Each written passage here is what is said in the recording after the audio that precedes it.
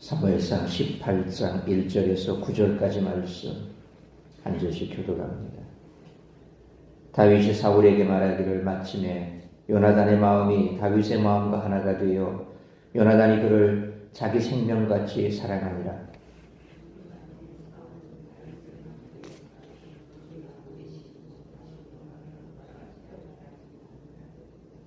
요나단은 다윗을 자기 생명같이 사랑하여 더불어 언약을 맺었으며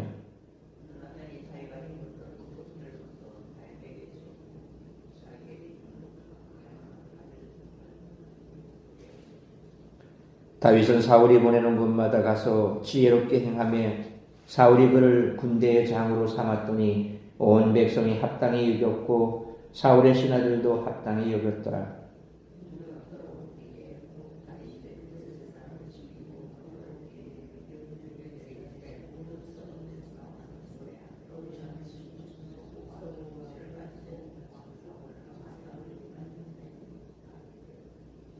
여인들이 뛰놀며 노래하여 이르되 사울이 죽인 자는 천천히요 다윗은 만만이로다 한지라.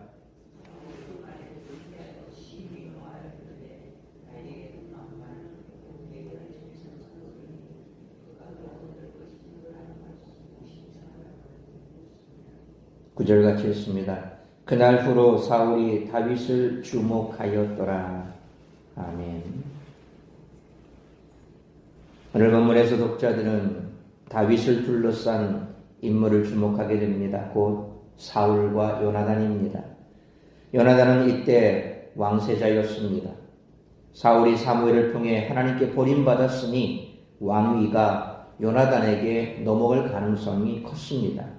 그런데 오늘 본문에서 요나단은 자신의 신분과 지위를 상징하는 겉옷을 다윗에게 주고 언약까지 맺습니다. 이 행동은 어떻게 보아도 자기 신분과 지위를 넘겨주는 행동입니다. 아마도 요나단은 하나님이 다윗을 선택하셨음을 벌써 알고 그것을 인정하는 행동을 했을 수 있습니다.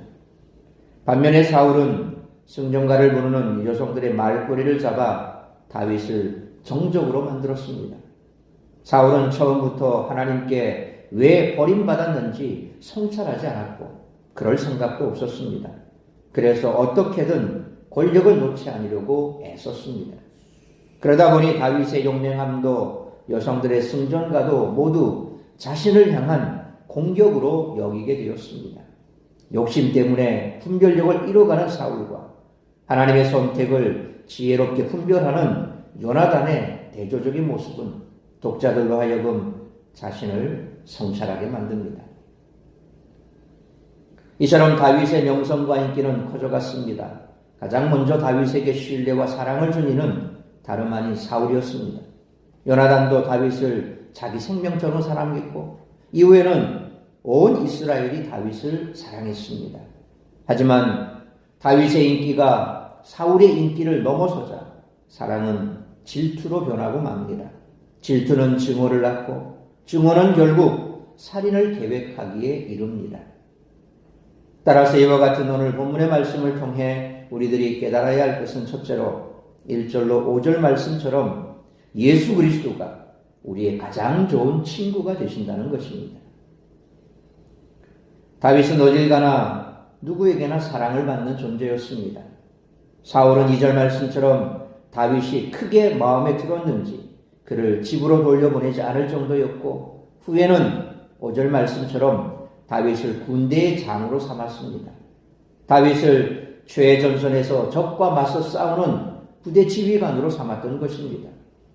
사울이 다윗을 얼마나 신뢰했는지 알 수 있습니다. 또한 사울의 아들 요나단도 다윗을 너무나 사랑했습니다. 1절 말씀처럼 요나단의 마음과 다윗의 마음이 하나가 되었다라는 표현은 원어상 두 사람의 영혼이 묶였다라는 뜻을 나타냅니다. 그만큼 두 사람은 서로를 진실하게 대하며 잘 이해하는 사이가 되었습니다. 요나단은 4절 말씀처럼 다윗과 언약을 맺었고 그에게 자신의 신분을 나타내는 겉옷과 갑옷과 무기를 아낌없이 내어주었습니다. 요나단은 다윗을 자신의 목숨처럼 소중하게 여겼기 때문에 생명을 지켜주는 갑옷과 무기도 내어줄 수 있었던 것입니다. 그렇다면 우리에게도 요나단 같이 깊은 우정을 나누는 친구가 있을까요? 사실 우리에게는 요나단보다 더 좋은 친구가 있습니다. 우리를 자신의 생명보다 더 아끼고 사랑해 주셔서 갑옷과 무기 정도가 아니라 진짜 자신의 생명까지 내어주신 그리스도 예수야말로 우리의 진정한 친구가 되시는 줄 믿습니다. 그러므로 나를 위해 생명까지 내어주신 가장 좋은 친구가 되시는 예수 그리스도와 날마다 깊은 교제 가운데 살아가는 우리 모두가 되시기를 축원합니다. 두 번째로 6절로 9절 말씀처럼 싸워야 할 대상과 함께 해야 할 대상을 잘 분별해야 한다는 것입니다. 6절은 골리앗을 무찌른 사건 다음에 이어지는 내용입니다. 다윗과 이스라엘 군대가 입성하자 여인들은 온 지방에서 모여 개선하는 이들을 환영했습니다. 그들은 악기 소리에 맞추어 춤추고 7절 하반절 말씀처럼 사울이 죽인 자는 천천히요 다윗은 만만이로다 라고 노래했습니다. 가사가 어떠했든 그 여인들은 사울왕을 환영하러 나온 것입니다. 다윗이 칭송을 받는 듯하나 결국 그 영광은 왕의 것입니다. 일개 사병이 작전에 나서 적장을 죽였어도 그 영광과 승리는 모두 왕에게 돌아갑니다. 이등병이 간첩을 잡아도 대국민 특별담화는 이등병이 하는 것이 아니라 대통령이 합니다. 국가의 최고 리더로서 마음의 여유를 가지고 웃어넘기며 최소한 그날만큼은 승리를 거둔 다윗을 위해 함께 박수를 쳐줄 수도 있었지만 사울은 8절 말씀처럼 여인들의 노래에 매우 분개했습니다. 여기서 불쾌해하다라는 이 말에 해당하는 히브리어 단어에는 내장이 꼬이다라는 뜻이 담겨 있습니다. 또한 심히 노하다라고 번역된 히브리어는 안에서 타다라고 하는 의미가 있습니다. 사울은 결국 9절 말씀처럼 다윗이 나라를 얻고자 하리라고 예단했습니다. 그렇게 질투심을 극복하지 못하고 나라와 왕을 위해 충성을 다하는 다윗을 시기와 의심이 가득 찬 눈으로 지켜보기 시작했습니다. 우리에게는 싸워야 할 대상과 함께 해야 할 대상을 잘 분별하는 지혜가 필요합니다. 많은 사람이 가까이 해야 할 사람들과 대적하거나 사랑해야 할 대상을 원수로 삼습니다. 사랑해야 할 사람을 적처럼 대하고 그렇게 있다면 그 어리석음에 속해서 우리가 벗어나야 됩니다. 교회 안에서도 성도는 대적할 대상이 아니죠. 우리 주변에 함께 신앙생활하는 사람은 우리가 미워해야 하고 적처럼 여겨야 할 대상이 아닙니다. 우리는 함께 천국에 가야 할 믿음의 동력들이고 또한 동행들입니다.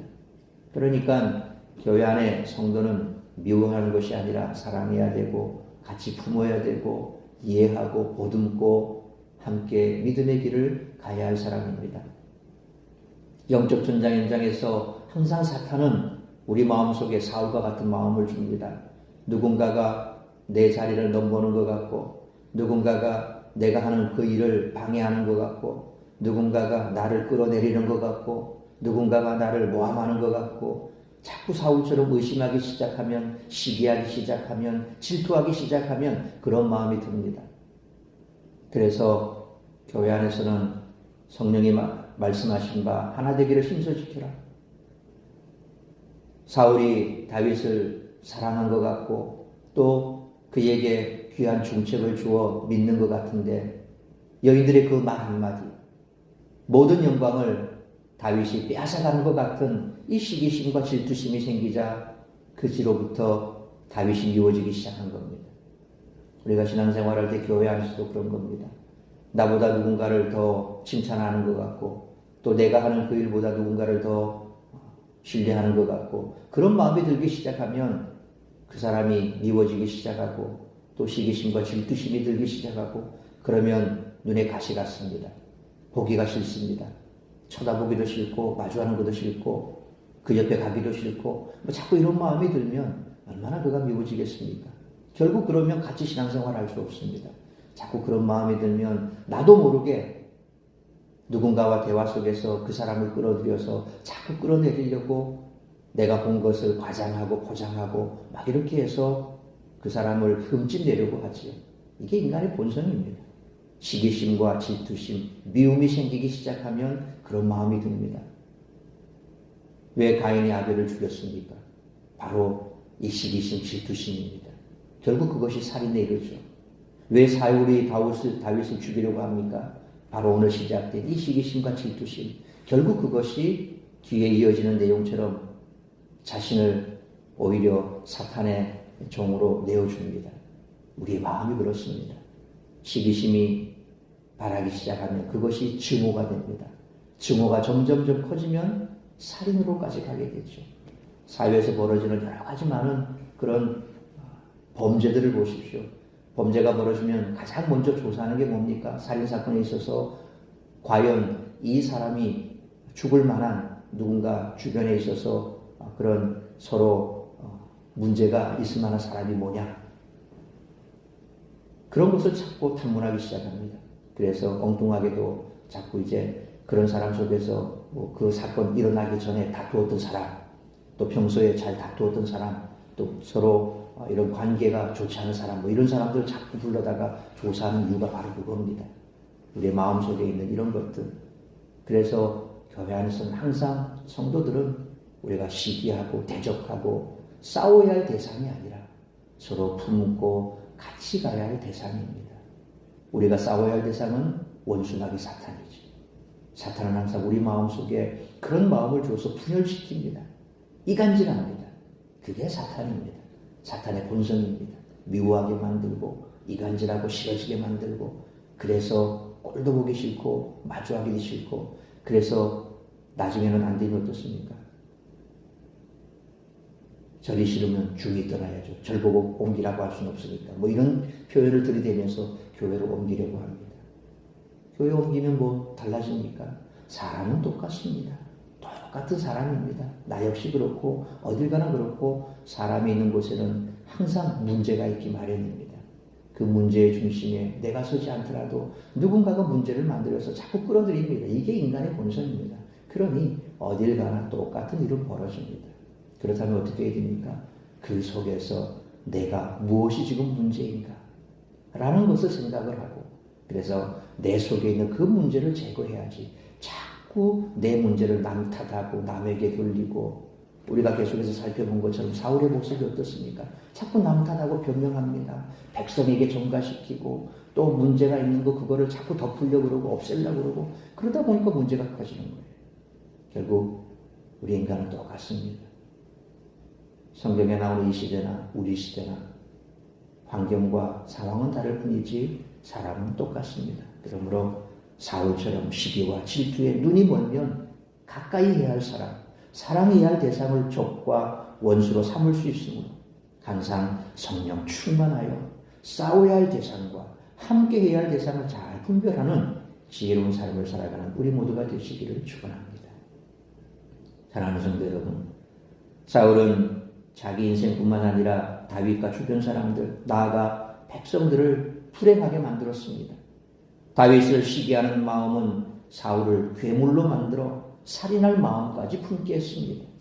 질투는 병균과 같아서 가만히 두면 어느새 온몸에 퍼져 몸 전체를 병들게 만듭니다. 그렇기 때문에 질투는 빠르게 처리해야 합니다. 하나님이 시기하고 비교하는 우리의 마음을 제시하고 사랑을 채워주시기를 늘 기도해야 됩니다.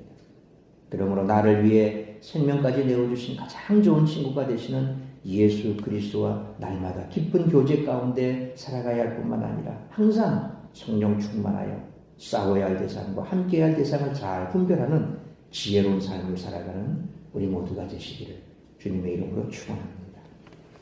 기도하겠습니다. 걸어가신 아버지 하나님, 은혜와 사랑을 감사합니다. 오늘도 이 새벽을 깨워 말씀으로 예배로 하루를 시작하게 하시니 감사합니다. 오늘 우리에게 주신 말씀처럼 우리가 이 땅을 살아가면서 때로 관계가 깨어지고 교회 안에서도 문제와 말썽이 끊이지 않는 것은 바로 이 시기심과 질투라는 것입니다. 항상 같은 주를 섬기며 우리가 한 성령 안에서 신앙생활하지만 그럼에도 불구하고 우리는 완벽하지 못합니다. 나도 완벽하지 못하고 상대방도 완벽하지 못하고 그래서 때로 그것 때문에 문제의 소용돌이가 생기기 마련입니다.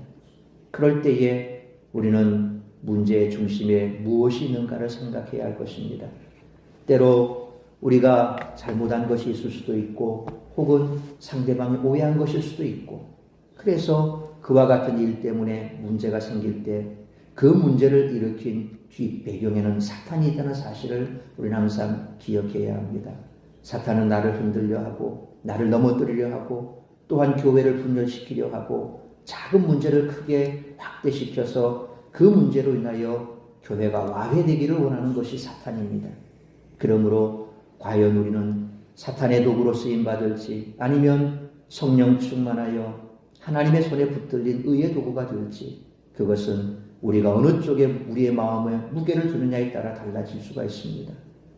우리 한 사람 한 사람이 성령 충만하여 하나님의 손에 붙들린 의의 병기가 된다면 교회는 다시금 평안을 찾을 것입니다.